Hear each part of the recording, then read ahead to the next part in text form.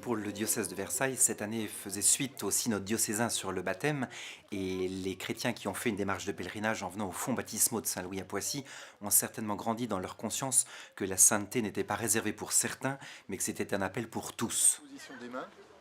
Pour les paroisses du diocèse, la principale retombée a été de vivre une expérience commune de pèlerinage.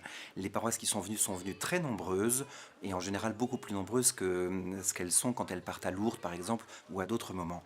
En plus, il y avait un sens très fort puisque Saint-Louis est le patron de notre diocèse, donc il est un petit peu notre identité diocésaine. Et puis quand on est en train de marcher, à certains moments tout va bien, même au niveau des pieds, à d'autres moments c'est plus difficile et donc on peut expérimenter, même physiquement parlant, le soutien qu'on peut soit donner, soit recevoir de la part d'autres frères chrétiens qui eux aussi font la même démarche.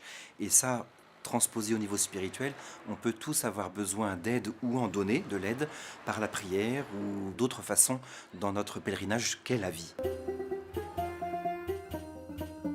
Un moment très particulier a été la venue de la couronne d'épines pendant le carême, le 23 mars dernier à Poissy, qui a rassemblé plus de 6000 personnes et qui nous a mis en contact à travers cette couronne d'épines, pratiquement directement avec la passion de Jésus. C'est pour ça que le moment était particulièrement bien choisi pendant le carême.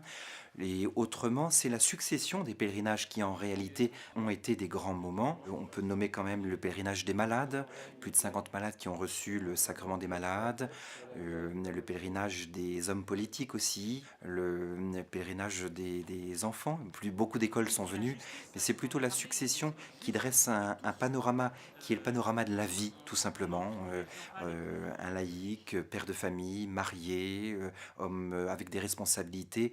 C'est plutôt cette succession qui est parlante, évocatrice pour nous, que simplement un événement ponctuel, même si évidemment la couronne d'épines a été très très particulière. Les fruits spirituels sont des fruits de remise en route, de renouvellement des promesses de notre baptême aux fonts baptismaux. Chaque paroisse l'a vécu de manière très différente. Des paroisses de notre diocèse sont extrêmement variées, entre Trappes, Saint-Germain-en-Laye, Versailles, les Mureaux, mais tous ont fait la même démarche, donc conscience d'une source commune, d'un but commun, et puis que la vie tout entière est un pèlerinage. Pour ce qui est de la paroisse proprement dite de Poissy, il a fallu se mobiliser beaucoup pour accueillir ces plus de 40 000 pèlerins qui sont venus, soit pour la couronne d'épines, soit pour les pèlerinages, soit pour le son et lumière.